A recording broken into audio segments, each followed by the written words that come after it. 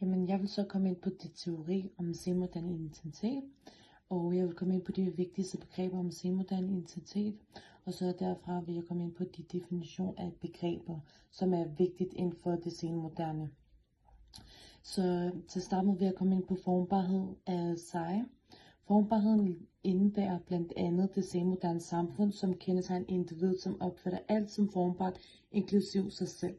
Selve identiteten ser sig selv som en klump.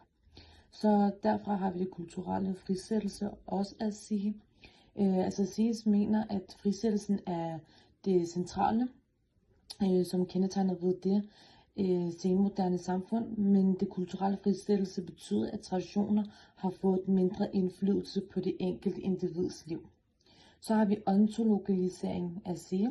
Ontologisering har en betydning, at det enkelte individ søger efter mening og om sikkerhed i livet, ved at søge efter fællesskaber med de klare og tydelige normer og regler. Derfra har vi individualisering, som er fra Giddens.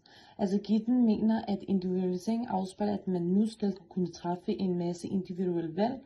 Det individuelle er i din centrum, og det opstiller den enkelte individ og vælger de valg, man selv gerne vil leve efter. Man træffer sine egne valg.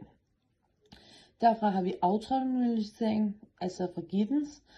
Giddens benytter begrebet autonomisering, som handler primært om, at det i traditionelle samfund var fælles af normer, traditioner, autoriteter og sidst men ikke mindst værdier, som blev styret af det enkelte individs handlingsmuligheder og forståelse af verden. Og her går man fra de normale religioner og vælger traditioner fra. Og så vil jeg komme ind på valg, og det er fra Giddens.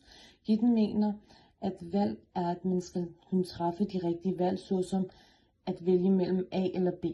Så har vi selvidentiteten, som også er fra Giddens. Individerne er overladt til selv at skulle skabe deres egen selvidentitet, som er gældende på det religiøse område. At være religiøs er ikke aktiv valg og ikke længere et bestemt af traditionen. Så har vi øget refleksivitet, også fra Giddens.